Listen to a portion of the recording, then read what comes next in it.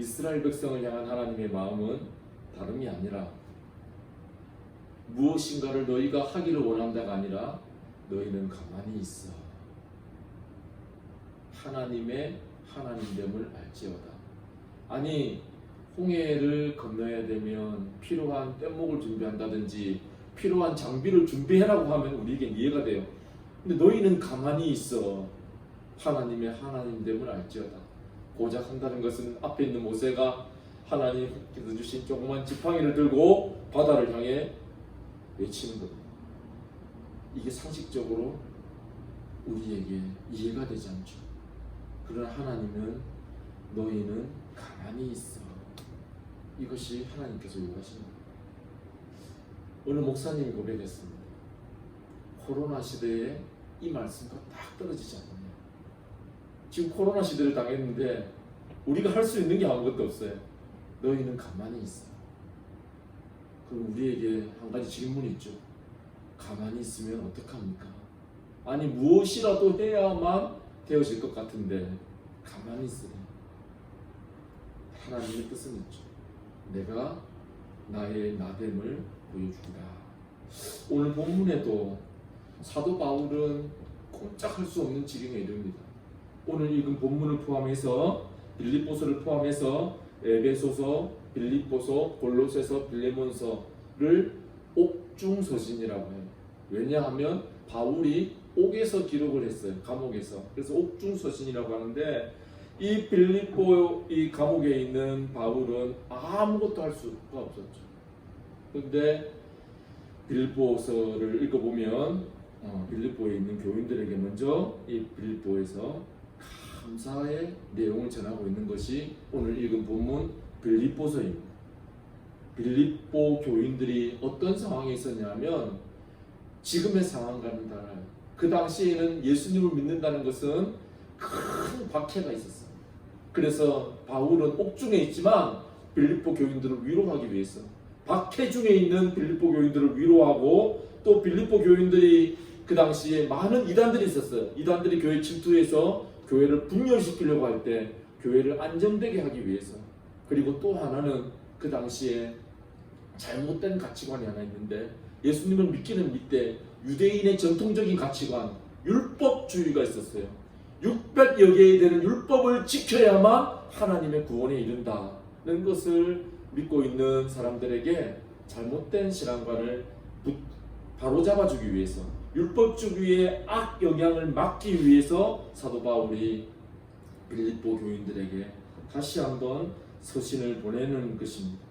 이 빌립보서를 어떤 별명이 하나 있는데 어떤 서신이냐, 저를 따라 한번 합니다. 기쁨의 서신.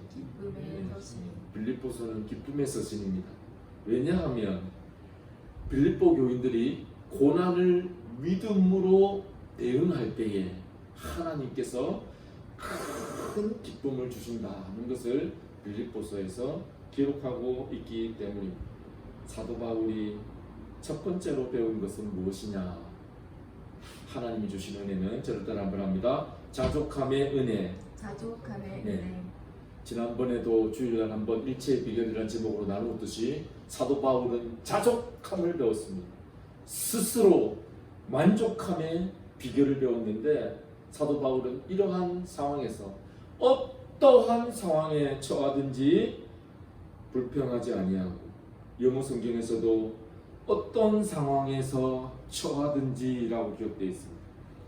이러한 상황 가운데서도 사도 바울의 마음 가운데는 만족함, 이것이 자족입니다. 조금 전에 빌립보서 4장 13절을 제가 잠시 나누어 드렸는데, 이 로라 윌킨스는 아니 발목 골절상을 당한 사람이 어떻게 시합에 나가겠습니까? 근데 하나님이 주시는 그 말씀을 따라서 이 상황 가운데서도 자족하게 되어졌을 때에, 아니 감사하게 되어졌을 때에 어떠한 상황에도 굴하지 아니하고 나는 그 시합에 집중하게 될 것이라고 했을 때 하나님께서 모든 상황을 열어갔듯이 자족이라고 번역된 이 아우타르케스라는 말은 자기 자신을 나타내는 이 아우토스라는 말과 연결되어져 있습니다. 아우토스라는 말은 넉넉하다, 풍부하다라는 뜻이 연결되어져 있어서 이러한 뜻을 가지고 있습니다. 자기 스스로 충분히 만족하는. 저를 따라 한번 합니다. 자기 스스로 충분히 만족하는.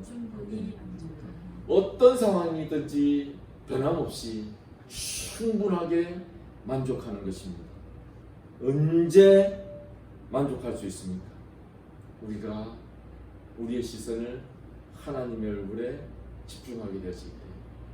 그래서 이 상황을 한번 예를 들자면 어떻게 예를 들 수 있을까? 우리의 두려움이 언제 사라지고 우리가 평안감을 가질 수 있을까라고 생각되어질 때, 이러한 때 우리가 두려움이 사라질 수 있죠. 제가 어릴 때는 문화가 개인주의 문화가 아니라 공동체 문화였죠. 동네 문화였죠. 동네 어린이들이 다 같이 나와서 같이 축구를 하고 같이 땅에다가 무엇을 그리고 노는 거였죠. 그러다가 보면 서로 부딪혀서 때로는 다툼이 일어나기도 해요. 여러 형제가 이렇게 있는데 막내가 친구끼리 다툼이 일어났어요. 그때 그 형제가 굉장히 이렇게 두려움에 있다가 마음의 안도감을 누리는 것을 봤어요. 그 형님이 나타나는 거예요.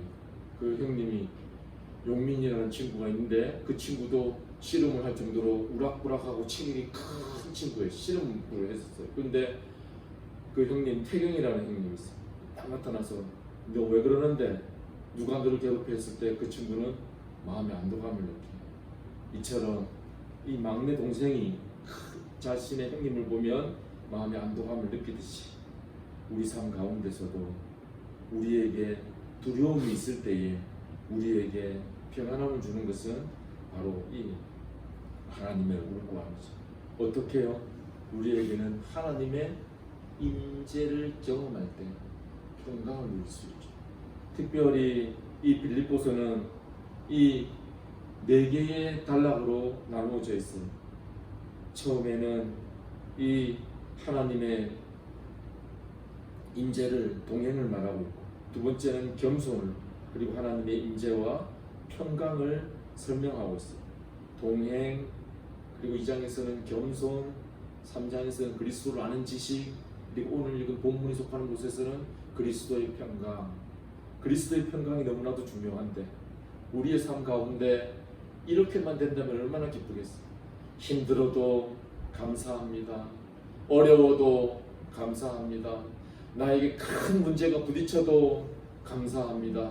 왜냐하면 주님의 임재가 우리와 함께 있기 때문에 감사할 수가 있죠. 오늘 성경에서도 그러한 평강의 감사가 넘쳐요. 예수님이 함께 사역을 하실 때 첫 번째 예수님께서 기적을 베푸신 것은 다름이 아니라 가나에 있는 혼인잔치 참석했을 때에 가장 중요한 그 연회잔치에 없어서는 안 될 포도주가 떨어진 거예요.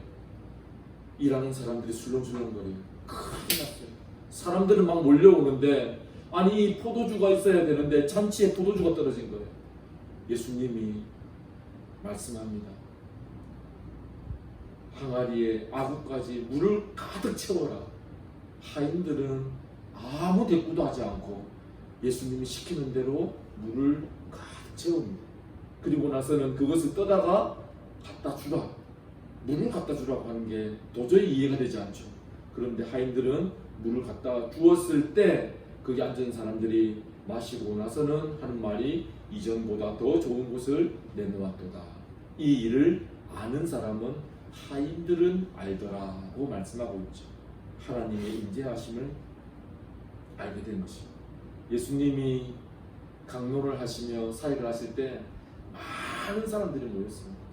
광야에 많은 사람들이 모여 있을 때 예수님이 말씀을 마치시고 멀리서 온 사람도 있고 여러 사람들이 있는데 그들이 기진에 있을 때에 때는 저물어 갈 때 무엇인가 식사를 할 때가 되었습니다. 이제 많은 사람들에게 먹을 것을 주어야 되는데 아무것도 없습니다. 계산이 빠른 예수님의 제자 중 한 사람이 200데나리온 정도는 있어야 이 사람들을 다 먹일 것입니다. 우리에게 가진 것은 무엇이냐? 어린아이가 보리떡 5개와 물고기 2마리가 전부입니다 라고 얘기했을 때 이것을 가지고 많은 사람에게 충분하게 주고, 성경에는 몇 강줄기가 남았다고 했죠? 12강줄기. 그래서 지금 제가 아는 목사님 중에는 이름을 12강줄기 교회라고 해서 오대희 목사님은 지금 수원에서 그 교회가 정말 풍성하게 부흥되어져요. 12강줄기 교회가 있어요. 우리의 삶 가운데 이러한 풍성한 은혜가 있으면 얼마나 좋을까라는 것을 생각할 때, 그런데 바울은 수많은 그 고난 속에서도 자족하는 마음을 깨닫고, 이것이 하나님의 은혜라고 기록된 것이 고린도후서 12장 7절에서 10절 말씀인데 제가 한번 읽어드리겠습니다. 여러 계시를 받은 것이 지극히 크므로 너무 자만하지 않게 하시려고 내 육체에 가시 곧 사탄의 사자를 주셨으니 이는 나를 쳐서 너무 자만하지 않게 하려고 하심이라. 이것이 내게서 떠나가게 하기 위하여 내가 3번 주께 간구하였더니 나에게 이르시기를 내 은혜가 내게 족하도다. 이는 내 능력이 약한 데서 온전하여짐이라 하신지라. 그러므로 도리어 크게 기뻐함으로 나의 여러 악한 것들에 대하여 자랑하리니 이는 그리스도의 능력이 내게 머물게 하려 함이라. 그러므로 내가 그리스도를 위하여 약한 것들과 능력과 궁핍과 악해와 공고를 기뻐하노니 이는 내가 약한 그때에 강함이라. 저를 따라 한번 합니다. 이는 내가 약한 그때에 강함이라. 혹시 지금 내가 약하다고 느끼십니까? 이때가 가장 강함이라고 사도 바울은 고백하죠. 아니, 사도 바울이 그렇게 하나님 은혜를 많이 체험했는데 3번이나 하나님 앞에 간구했습니다. 어떤 학자는 안질이라고도 하고 어떤 학자는 눈병이라고도 하고 이것이 낫지를 않는 거예요. 그래서 강력하게 기도했어요. 하나님, 제발 좀 이것이 사라지게 해주십시오라고 했을 때 하나님이 음성이 들리는데 내 은혜가 내게 족하다. 하나님께서 이것을 주시면서 사도 바울이 깨달은 건 뭐냐? 아하, 내가 약한 데서 강해지는 거구나. 내가 약할 때 내가 가장 강한 것입니다. 이것을 우리가 자연의 이치로 보면 그렇죠. 새벽이 밝아오기 직전에 하루 중에 가장 어두울 때는 새벽동이 트기 전에 가장 캄캄하다고 합니다. 이 시간이 지나가면 바로 밝은 새벽이 도래하는 것처럼 우리 인생의 가장 어두울 때를 지나는 것은 가장 밝음이 도래하고 있는 거죠. 우리가 이것을 경험하는 것은 새벽에 일어나지 않으면 안 되니까 또 하나 경험할 때가 있죠. 터널을 지날 때 어떻습니까? 터널을 지날 때 계속 어둠이 갈 것 같지만 어두웠다가 시간이 지나면 점점 밝아오면서 밝은 터널을 빠져나갈 때 밝음을 경험하게 되는 것처럼 우리 인생의 어두울 때, 그때가 가장 밝음이 가까이 있는 때입니다. 그래서 사도 바울이 이렇게 고백할 수 있죠. 내 능력이 약한 데서 온전하여집니다. 이는 내가 약한 그때가 강합니다. 약한 그때가 강합니다. 그래서 다윗은 이렇게 고백해요. 가장 약한 목동의 시절에 있을 때에 여호와는 나의 목자시니 내게 부족함이 없으리로다. 영어 성경에는 The Lord is my shepherd. 하나님이 나의 목자가 되어 주시기만 하면 그 이유가 나와 있습니다. I shall not be in want. 나에게 원하는 것이 없도다. 원하는 것이 없다. 왜? 하나님이 내게 목자가 되시기 때문에.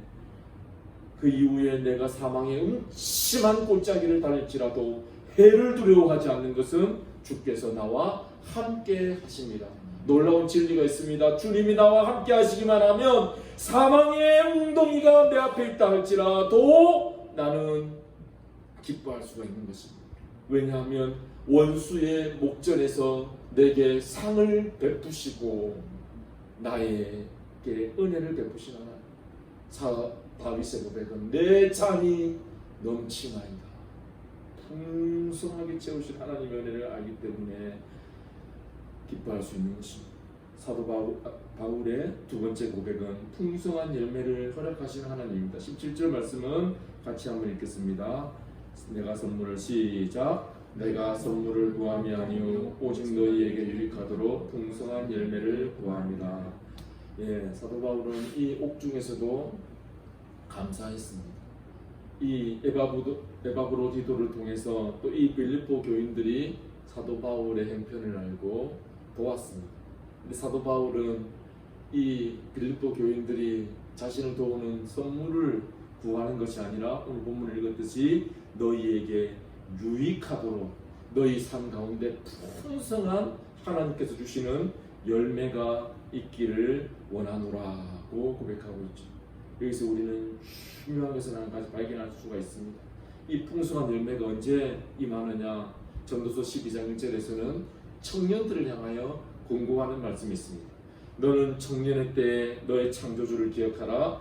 곤고한 날이 이르기 전에 나는 아무 낙이 없다고 할 해들이 가깝기 전에 우리가 창조주 하나님을 기억할 때 우리 하나님의 얼굴을 구할 때 우리의 삶 가운데는 풍성한 열매가 있는 것을 알 수 있습니다. 요한복음 15장에 예수님께서 제자들에게 나는 포도나무요 너희는 가지니 너희가 나를 떠나서는 아무것도 할 수가 없느니라고 말씀하고 있죠. 빌립보서 4장 16절에도 사도 바울에게 풍성한 은혜가 주어진 것을 자신이 고백합니다. 제가 읽어드립니다. 데살로니가 있을 때에도 너희가 한 번뿐 아니라 두 번이나 나의 쓸 것을 보내었도다. 쓸 것을 보냄에도 감사하고 있습니다. 그러나 더 큰 감사는 너희 가운데 아름다운 열매가 맺히는 것을 인하여 감사하고 있죠. 어떠한 열매가 아름다운 열매입니까? 우리에게 먼저 큰 열매는 예수님이 우리의 죄를 대속해서 십자가에서 죽으셨어요. 십자가에서 죽으심으로 확실한 증언이 되는 것은 예수님이 십자가상에서 자신의 온몸을 다 찢으시고 십자가상에서 마지막에 하신 말씀은 다 이루었도다. 십자가에서 죽으셨는데 비참하게 죽은 분이 무엇을 이루겠습니까?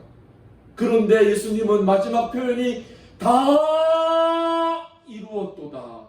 이 다 이루었도다라는 말은 모든 백성, 하나님을 믿는 모든 백성, 예수님은 그리스도라는 이름이 있습니다. 자기 백성을 죄에서 구원하는 사역을 이루었다라는 마침표입니다. 예수님이 승리하셨기 때문에 우리에게는 어떠한 좌절과 어떠한 절망과 어떠한 실망이 없습니다. 유명한 기업가 중에 지금은 소천했지만 정주영이라는 분이 계셨죠. 이분이 한 표현이 있죠. 우리에게 실패는 없다. 그 말이 굉장히 중요한 말인 것 같습니다. 예수 그리스도 안에 있는 우리에게는 실패가 있을 수 없는 것입니다. 왜냐하면 예수님께서 승리하셨기 때문입니다. 이 승리의 계가를 부르는 자는 이 다윗의 18편, 10편 18편에 있는 고백과 같이 이러한 고백을 할 수 있죠.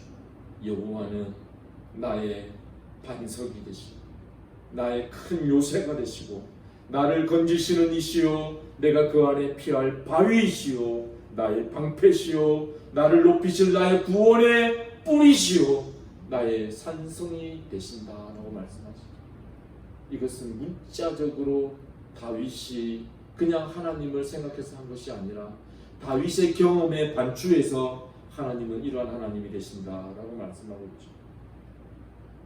개혁주의 신학자 중에 우리가 익히 알고 있는 루터는 이 비텐베르크 성당에 95개의 이 구교 가톨릭의 잘못된 점을 쭉 적어놨습니다.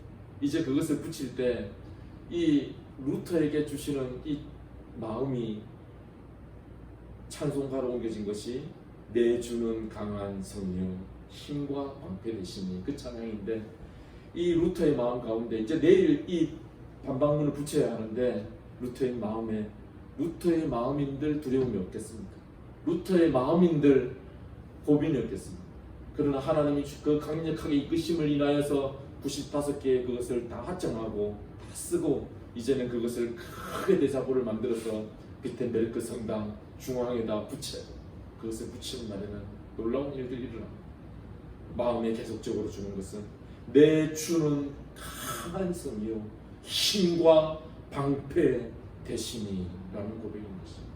그래서 주님이 나의 주인이 되실 때 강한 성이 되시고 어떠한 저항 앞에서도 힘과 방패가 되시며, 또한 마지막으로 이제 바울이 고백하는 것은 하나님은 어떤 하나님이냐. 빌립보 교인들을 향해서 마지막으로 공포하는 것은 저를 따라 한번 합니다. 회복시키시는 은혜.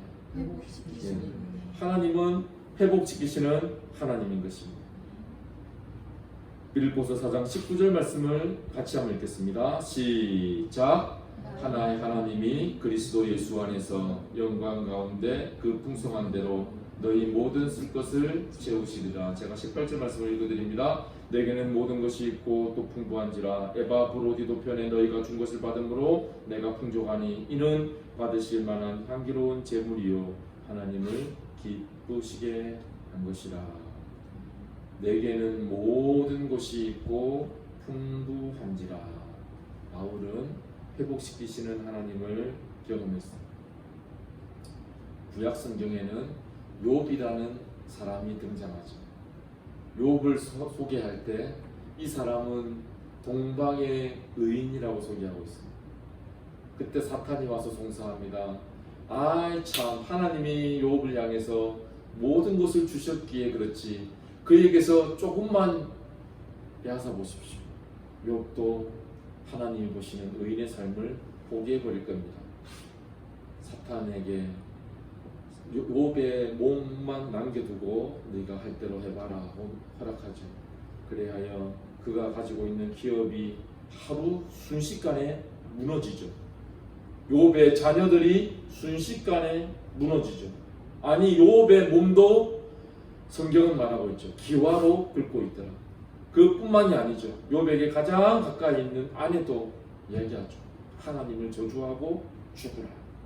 욥의 세 친구가 네가 하나님의 말씀대로 살지 않았기 때문에 이러한 일이 당한 것이라고 고발합니다. 그러나 욥의 일생은 어떻습니까? 하나님께서 완벽하게 욥을 회복시키시죠. 성경에는 사람 자녀들 빼고 모든 것을 2배로 회복시키는 것을 알 수 있습니다. 하나님의 본질은 욥이 고난과 고통 가운데 있는 것이 아니라 욥을 회복시켜서 하나님을 찬양하는 사람으로 세우심이 하나님의 마음인 것입니다. 성도가 고난받는 것이 내게 본심이 아니라 성도를 통하여 영광 받기를 원하는 것이 하나님의 마음이라고 성경은 말하고 있는 것입니다. 이제 오늘 말씀을 통하여 결론을 맺기를 원합니다. 오늘 본문은 3가지를 말하고 있어요. 사도 바울을 통해서 이 빌립보 교인들, 그 당시의 박해는 우리가 생각하고 있는 것을, 이 코로나의 고통도 심한데 이것을 완전히 뛰어넘는 것입니다. 예수님을 믿는다는 것은 어쩌면 이 나의 생명을 걸어야만 되는 그 시대에 사도 바울은 빌립보 교인들을 향해서 풍성함의 선물이라는 메시지를 전하며 첫 번째는 자족함의 은혜를 말하고 있습니다. 너희가 자족함에 거할 때에 너희가 풍성한 열매를 경험할 것이며 또한 회복해 하시는 하나님을 발견하게 될 것이다 라고 말하고 있는 것이죠. 코로나가 끝날 것 같았는데 8월달을 기점으로 더 전폭적으로 확대되었습니다. 지금 질병관리본부에서는 이번 주를 잘 보내지 못하면 다음 주는 1000명대도 될 수 있다라는 예측도 나오고 있습니다. 이러한 때에 우리는 무엇을 해야 할까요? 기본적으로 해야 될 일은 있죠. 방역수칙을 잘 지키고 여러 가지 해야 될 일이 있습니다. 그런 하나님이 더 크게 우리에게 원하시는 것이죠. 너희는 가만히 있어. 하나님의 하나님됨을 알지 못하라. 하나님의 하나님됨, 교회의 교회됨, 성도의 성도됨을 그동안 우리는 잊고 살았습니다. 성경은 스바냐 3장 17절에서 그가 너로 인하여 기쁨을 이기지 못하시며 즐거이 부르며 기뻐하도다. 하나님이 우리를 보실 때에 우리가 구원받은 하나님의 백성으로 살아가는 모습을 보고 즐거이 부르며 기뻐하시는도다. 우리는 우리의 신분이 누구인지를 잠시 잊어버렸습니다. 너희는 거룩한 나라요, 왕같은 제사장이요. 이러한 신분을 가지고 있는 우리가 우리의 신분을 잊어버렸어요. 우리는 예수님과 함께 영원한 하나님의 나라에서 왕같은 제사장으로 통치하며 다스리는 권세가 우리에게 있는데 우리는 우리의 신분을 잊어버렸어요.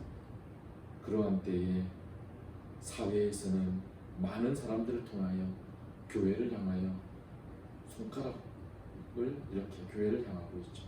이것을 우리는 너무나도 이상하게 여겨서는 안 됩니다.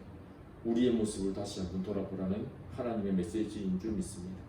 하나님의 하나님됨, 교회의 교회됨, 나에게 한번 클로즈업해서 성도의 성도됨, 내가 하나님을 믿는 백성으로 서 있는가 한번 우리 자신을 돌아보기를 원합니다. 우리가 하나님을 믿는 백성의 모습으로 서 있을 때에 사도 바울의 고백처럼 이러한 은혜가 우리에게 임할 것입니다. 한 주간 우리의 삶 가운데 이 시간이 지나가면 많은 낙심을 일으키는 파도가 또 우리 앞에 기다리고 있을 줄 모릅니다. 태풍이 얼마 전에 우리를 지나갔는데 또 지금 태풍이 이틀 뒤면 제주도에 또 온다고 하잖아요. 마치 이와 같은 논리가 똑같죠. 하나가 안전하게 지나갔는데 또 그 태풍이 좀 준비하고 있어요. 우리의 삶도 비슷합니다.